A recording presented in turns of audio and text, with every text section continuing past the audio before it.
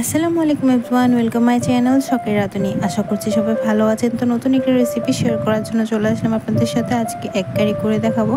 এই রেসিপিটা ঘরোয়াভাবে করে দেখাবো। এটা খেতে কিন্তু অনেক মজার হয়, তো অবশ্যই ট্রাই করে দেখবেন। আর আমার চ্যানেলটা ভালো লাগলে অবশ্যই সাবস্ক্রাইব করে দিবেন।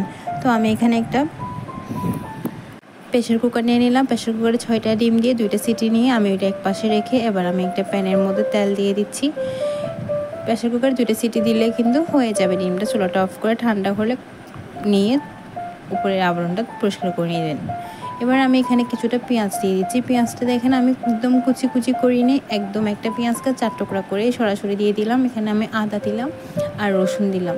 এগুলা কিন্তু আমি বেটে নিব, এই জন্য ফার্স্টে তেলের মধ্যে ভাবে করে নেবেন, তাহলে দেখতে কিন্তু মানে ফ্লেভারটাও ভালো আসবে দেখতে এবং খেতে মজা লাগবে। এই জন্য এখানে আমি এবার কাঁচামরিচ দিয়ে দিলাম আমি আমার স্বাদ অনুযায়ী। এখানে কিন্তু মেনলি ঝালের জন্য কাঁচামরিচটা একটু বেশি ইউজ করতে হবে। এরপরে শুকনো মরিচটা, এখানে আমি কাঁচামরিচ শুকনো মরিচ দুইটাই আমি আমার স্বাদ অনুযায়ী দিয়ে দিলাম। আপনারা আর একটু বাইরে কিংবা কমিয়ে নিতে পারেন। আমি এখানে কাঁচামরিচ দিয়েছিলাম 3 কি 4টা, শুকনো মরিচ দিয়েছি প্রায় 4টা কি 5টা, এভাবে একটু কেটে দিয়ে দিয়েছিলাম। এবার এগুলো একটু ভালো করে ভেজে নেব। যখন একটু হালকা একটু রং চলে আসবে, ব্রাউন কালার হতে শুরু করবে, ঠিক তখন চুলাটা অফ করে দিয়ে এটা একটু ঠান্ডা হতে রেখে দিব, কারণ এটা আমরা একটু বেটে নিব। আপনার চাইলে গ্রাইন্ডার। আমি ডিমগুলো পানি ঝরিয়ে রেখেছিলাম পরিষ্কার করে। এবার আমি একটা প্যানের মধ্যে তেল গরম করে এবার সরাসরি ডিমগুলো দিয়ে দিব। ডিমগুলো দিয়ে একটু কালার করে ভেজে নিতে হবে। আর অবশ্যই নতুন রাঁধুনি হলে ডিমের তেলটার মধ্যে ডিম দেওয়ার আগে একটু লবণ চিটকে দিবেন, তাহলে কিন্তু গায়ে তেল আসার চান্সটা কমে যাবে। ডিমগুলো একটু ব্রাউন কালার করে ভেজে নিব। এখানে আমি হলুদ কিংবা লবণ এক্সট্রাভাবে কিছুই নিই, তেলের মধ্যে একটু লবণ দিয়েছিলাম। ব্রাউন কালার করে ভেজে এক পাশে রেখে দিয়ে ওই যে পেঁয়াজটা ভেজে নিয়েছিলাম ওটা ঠান্ডা হতে রেখে দিয়েছিলাম। ওটা ঠান্ডা হয়ে গেছে, তেলটা ছাড়া। এবার আমি পেঁয়াজ রসুন আদা সবগুলো একসাথে বেটে নিব। একটু আমিষ করে বেটে নিতে হবে। তো এইভাবে করলে খাবারটা খেতে ভালো লাগে এবং দেখতে কিন্তু অনেক অনেক মজা হয়। বিশ্বাস করেন, এই রেসিপিটা আপনি ট্রাই না করলে কিন্তু বুঝতেই পারবেন না এই রেসিপিটা কতটা মজা হয়। তো আমার চ্যানেলের রেসিপিগুলো যদি আপনার ভালো লাগে অবশ্যই আমার চ্যানেলটি সাবস্ক্রাইব করে রাখবেন এবং পাশে থাকা বেল আইকনে ক্লিক করে রাখবেন। আমার চ্যানেল থেকে ঘুরে আসার অনুরোধ রইল। এবার আমি মূল রান্নার রেসিপিতে চলে আসছি। একটা কড়াইয়ের মধ্যে আমি বেশ কিছুটা তেল দিয়ে দিলাম।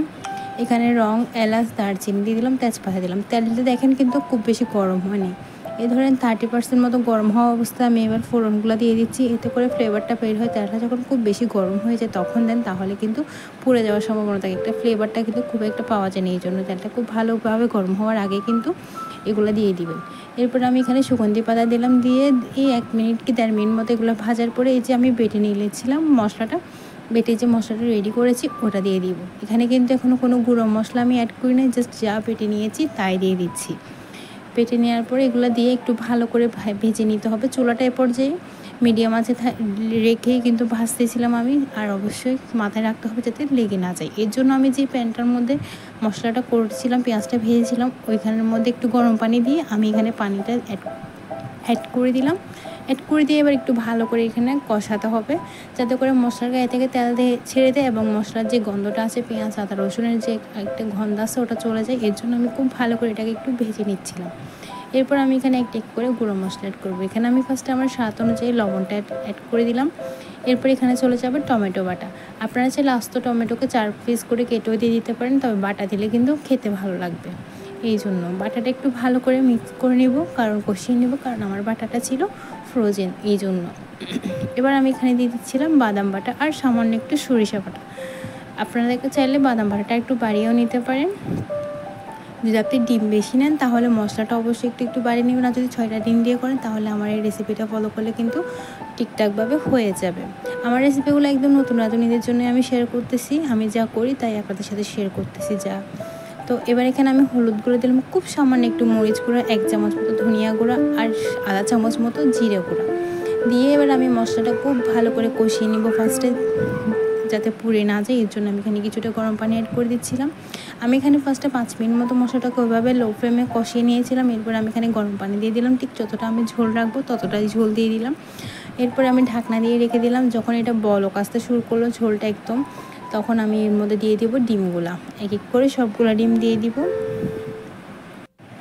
ঝোলটা এমনভাবে দিবেন যাতে এই ঝোলটার মধ্যে মশলাটা মানে ডিমটা খুব ভালোভাবে কষানো হয়ে যায়, ওইভাবেই দিয়ে দিবেন। দেওয়ার পরে ডিমটা দিয়ে একটু ভালো করে নাড়াচাড়া করে নেবেন। অবশ্যই লবণটা চেক করে নেবেন, আর আপনারা চাইলে বিট লবণ ইউজ করতে পারেন, তাহলে স্বাদটা আরও ভালো হয়। তবে আমি এখানে কিছু ইউজ করবো না। এবারে আমি এখানে একদম ছোট ছোট করে ধনিয়া পাতা কুচিয়ে দিয়ে দিলাম।